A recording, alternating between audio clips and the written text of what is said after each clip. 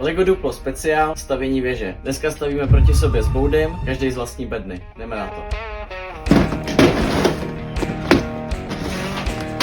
Tak mám stavit z tohohle. Ale tam na tak já budu dobrý. Jako máš strategie, Boudy? Hele, chci udělat dobrý základ, pevný základ a prostě tě přejedu dneska. Ale já mám větší auto, takže přejdu na tebe. Co si tím kompenzuješ?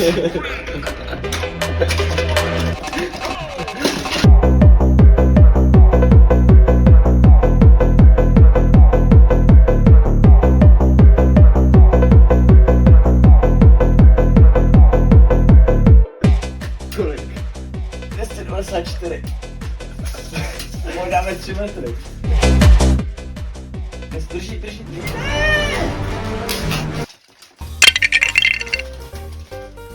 Že Patrik to klasicky Takhle to zase vždycky skončí.